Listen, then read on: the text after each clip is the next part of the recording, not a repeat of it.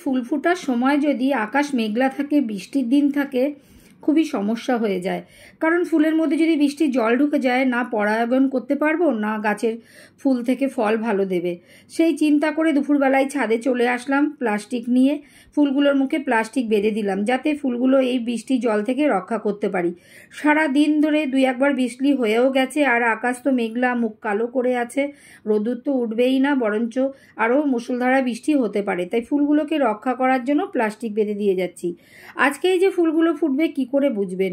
দেখবেন ফুলগুলোকে যখন ফুলগুলো ফুটে বড় হয়ে যাবে না, ভেতরের সাদা অংশটা একটু বেরিয়ে আসবে, তখনই বোঝা যায় যে আজকেই ফুলগুলো ফুটবে। আর ফুলগুলো ঠিক 8টা-9টার মধ্যেই ভালোভাবে ফুটে যায়।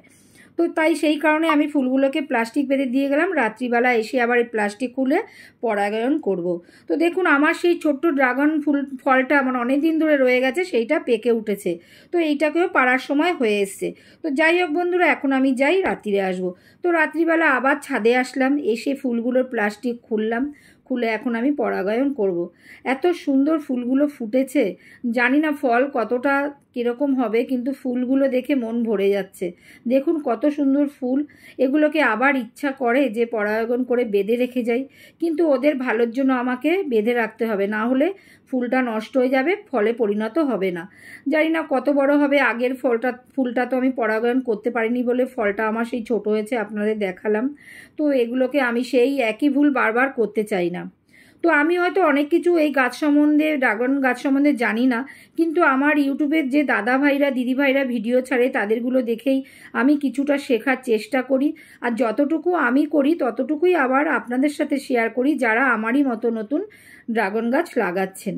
তো যাই হোক, আমি এখন কোনো ব্রাশ নিয়ে ওপরে আসতে পারিনি, খুব তাড়াতাড়ি চলে এসেছি যে বৃষ্টি না নেমে যায় সেই কারণে। তো পরাগায়ন করে দিচ্ছি 2টো ফুল এক এক করে। তো তারপরে আবার এগুলো বেঁধে রেখে যাব। বৃষ্টির দিনে এটাই হচ্ছে বড় সমস্যা, যে একবার ফুলগুলোকে বাঁচাবার জন্য আবার খুলে দাও। যদি খুলে না দিই, ফুলগুলো প্লাস্টিকের ভেতরে থেকে পচে গিয়ে ফলটায় ফাঙ্গাস ধরে যেতে পারে। হ্যাঁ, সেই কারণে বৃষ্টির জল তো একদম লাগতে দেওয়া যাবে না, আবার বেঁধেও রাখা যাবে না। কালকে সকালে যখন হয়ে যাবে, এসে আবার এই প্লাস্টিকগুলো আমি খুলে দিয়ে যাব, যাতে আমার ফুলটাও শুকিয়ে যায় আস্তে আস্তে, তারপরে আমি ফুলটাকে ছিঁড়ে ফেলতে পারি। তো বন্ধুরা, আমার ভিডিওটা আজকে এইটুকু। আমি যতটুকু জানি ততটুকু আপনাদের সাথে শেয়ার করি। যদি আমার ভিডিও ভালো লাগে, আমার চ্যানেলটাকে সাবস্ক্রাইব করে দিয়ে একটা লাইক দিয়ে আমার পাশে থাকবেন। সবাই ভালো থাকবেন, সুস্থ থাকবেন, এই বলে ভিডিওটা শেষ করছি। Good bye and good night.